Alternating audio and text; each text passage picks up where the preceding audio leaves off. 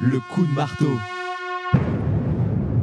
Alors, juste avant de recevoir Xavier Hofer, qui est déjà en place, nous avons la chronique de Jean-Louis Tremblay, grand reporter au Figaro Magazine. Chaque semaine, vous liez l'actualité avec un livre ou une œuvre cinématographique. Aujourd'hui, vous nous proposez de comprendre l'attentat d'Arras. Bon, il y en a eu encore un nouveau aujourd'hui en Belgique, à travers le film La journée de la jupe, avec le fameux film avec Isabelle Adjani.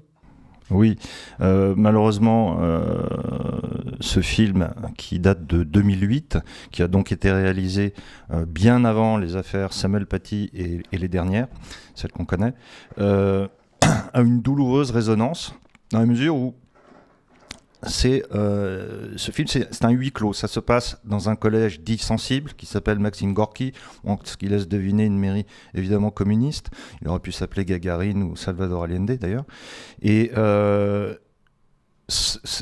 Isabelle Adjani incarne une prof de français qui vient tous les jours la boule au ventre, hein, qui se gave d'anxiolytiques, qui est semi-dépressive. Et elle, en l'occurrence, ce jour-là, elle veut leur faire jouer une pièce de Molière, Le bourgeois gentilhomme. Donc, ils vont toute la classe se rendre dans un amphithéâtre spécialement conçu à cet effet, insonorisé, etc.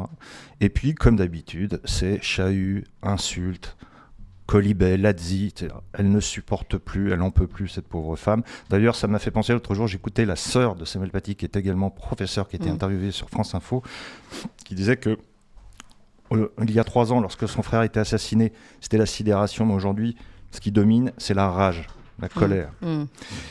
Donc, cette pauvre Isabelle Adjani essaye de faire son cours, mais de faire régner un semblant d'ordre. Donc, elle demande aux garçons de se découvrir, de poser les sacs, etc. Et puis, il y a un chahut. Et l'un des élèves, un dénommé Mousse, d'origine subsaharienne, fait tomber son sac. Et en faisant tomber le sac, laisse échapper du sac un pistolet automatique. Ah, là, elle essaye de s'en emparer. Bon, il y a un chahut. Accidentellement, elle le blesse à la jambe. Et puis à partir de là, tout bascule. Alors là, c'est vraiment... elle pète un câble, littéralement. Et tout revient à la surface. Tout ce qu'elle a enduré pendant des années. C'est-à-dire les menaces, les tags sur sa voiture, les pneus crevés, le fait qu'elle vienne en jupe, parce qu'elle s'obstine à venir en jupe. Oui. C'est la seule prof du collège. Parce que le principal, qui est un couard de première, lui a dit « Non, ça c'est de la provocation. » Mais elle vient quand même en jupe. Bon, voilà, c'est un lycée public. Elle vient en jupe. Jupe longue, hein. On n'est pas dans la mini-jupe des années 60. Hein.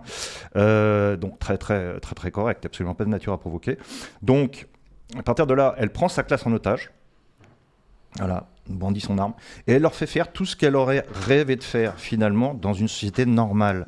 Elle leur apprend les règles de la bienséance, de la courtoisie, elle leur demande de dire s'il vous plaît, merci, de se découvrir, enfin, de prendre place en silence, de répondre correctement, bref, tout ce qui devrait être normal, mais parce qu'elle a une arme.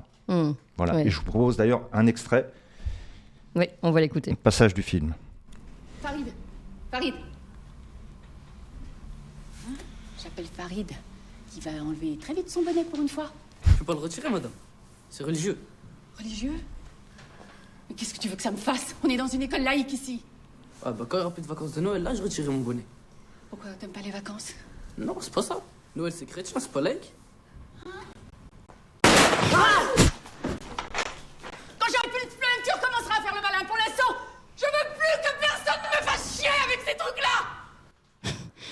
Voilà. On sent le craquage. On sent le craquage. Là, ces plus femmes au bord de la crise de nerfs. Ces femmes en pleine crise de nerfs.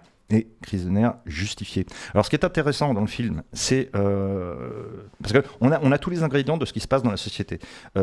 D'abord, la hiérarchie. Donc, le principal, lui, se déballonne complètement. Oui. Hein. Le pas de vague. Le fameux pas de vague. C'est Ponce Pilate, il s'en lave les mains. Oui. Et pas de vague, parce que sinon, le collège sera mal noté, lui sera mal noté dans sa carrière. Les collègues d'Isabelle Adjani, qui, évidemment, quand il y a enquête, parce qu'on appelle la police, c'est le raid qui est convoqué, il y a un négociateur qui intervient, etc., qui discute avec la preneuse d'otages, donc Isabelle Adjani.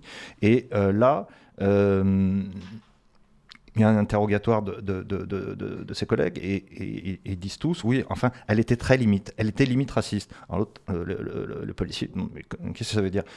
Bien oui, par exemple, elle venait en jupe. Voilà. Ou par exemple, elle disait que ici c'était l'école de la République et qu'on n'était pas là pour citer la Torah, le Coran ou la Bible. Voilà, des choses comme ça. Et c'est marrant parce que ces professeurs se mettent à parler en verlan, comme leurs élèves, pour leur plaire. En fait, c'est...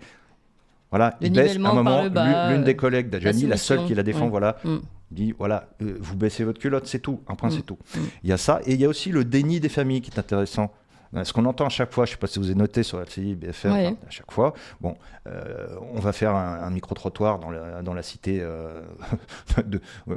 qui abritait l'assassin ou le terroriste, et à chaque fois c'est « mais non, il était tellement gentil, il était tellement poli, il s'occupait tellement bien de ses frères et sœurs, etc. etc. » Donc on a vraiment tous les ingrédients. Et alors, c'est marrant parce que ce film est un huis clos, hein, c'est vraiment une tragédie de facture classique, c'est unité de lieu, d'action, de temps. Ça se passe en une demi-journée. Et ça se termine très très mal. Voilà. Un peu comme... On sent la malheureusement, tension ce qui se monter passe. aussi au niveau de la classe. Mais en tout cas, c'est vrai que c'est un film de 2009, mais qui finalement est assez précurseur. Hein, Assez prophétique, oui. Ouais, assez prophétique. Effectivement. Merci beaucoup Jean-Louis Tremblay, grand reporter au Figaro Magazine.